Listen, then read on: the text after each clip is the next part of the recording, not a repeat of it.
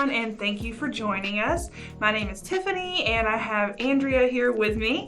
Here at TaxBandits, we are excited to help you stay informed and IRS compliant.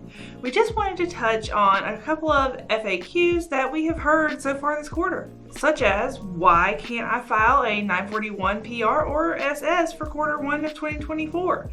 Forms 941 SS and Form 941 PR have been discontinued starting the 2024 first quarter and beyond. Instead, employers in the U.S. territories will either use Form 941 to report their tax withholdings, or if they prefer a form in Spanish, they can file using the Form 941 Spanish version. What other changes have been made starting this quarter on the 941?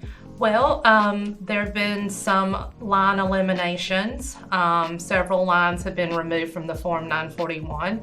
In Part 1, lines 11A through 11G have been removed. Also in Part 1, lines 13A through 13I have been removed.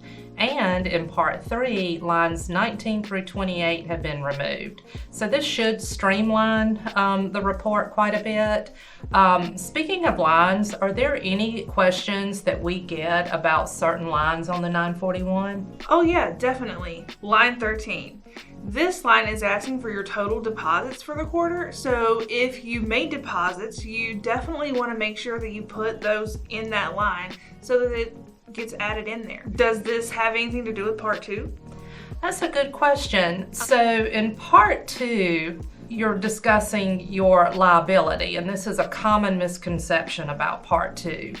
A lot of folks don't realize that Part 2 is only asking about liabilities and not the deposits. So no matter which of the selections you make in Part 2, you want to focus on your liabilities, not your deposits. And your totals for Part 2 must match what you put on line 12. That is good to know. Well, that's all we have time for today, folks. If you have any questions, you can email us at support@taxbandits.com or call us at 704-684-4751. Bye. Bye.